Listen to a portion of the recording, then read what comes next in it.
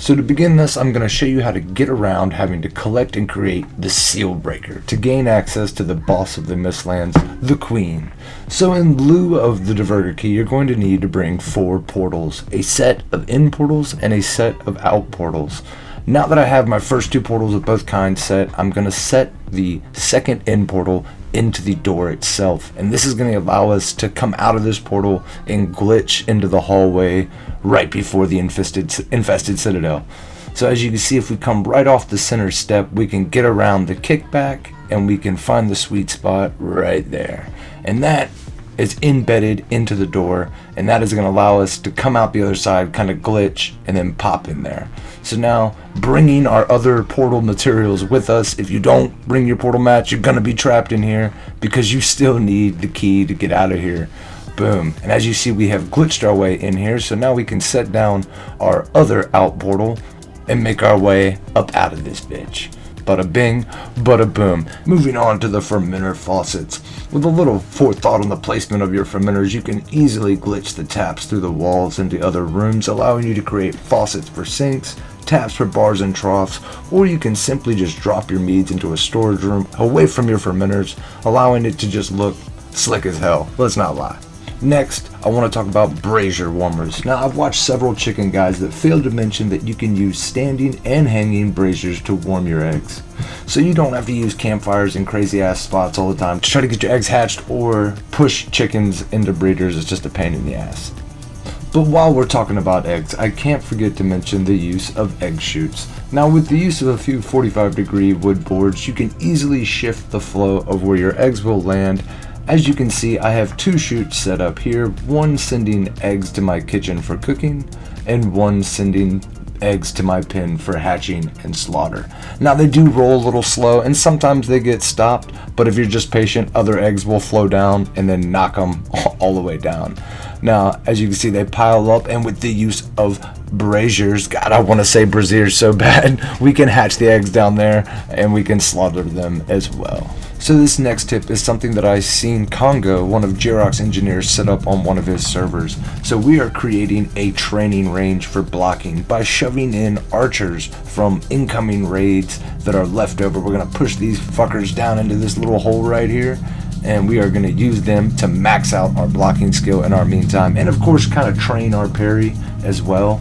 Now, this is an extremely stamina intensive task, so you will need the right food setup for this, and by that I mean the 3 best foods in the game to give you the maximum amount of stamina possible, which are the fish and bread, mushroom omelet, and the salad, together giving me over 300 stamina, which is fucking insane, which is the ultimate food combination for anyone building, mining, woodcutting, training, i.e. anything stamina intensive, of course.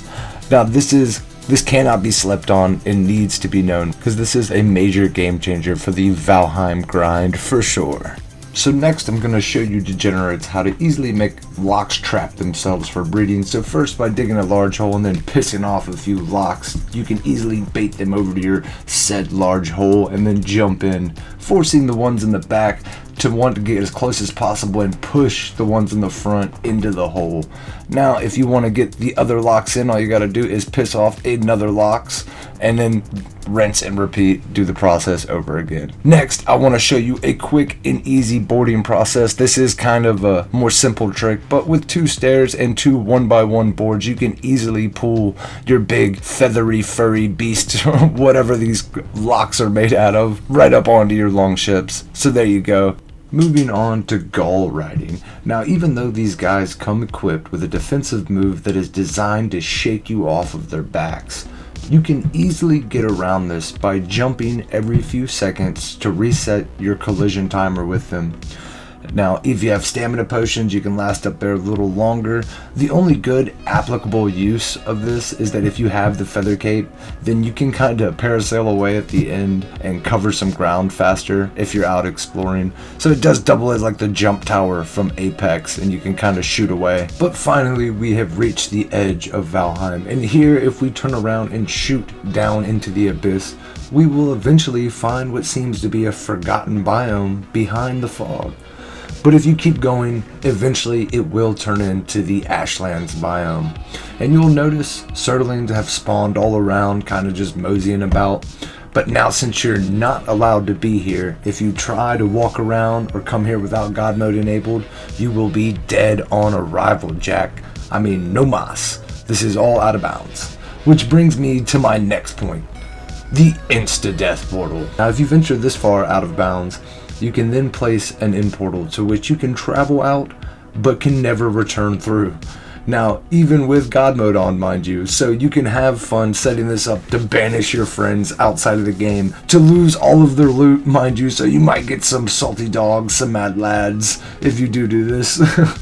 But hey, I hope you guys enjoyed. If you did, hit that like button for me, and subscribe, of course. If you do, it really helps me out, and I'll catch you folks in the next one.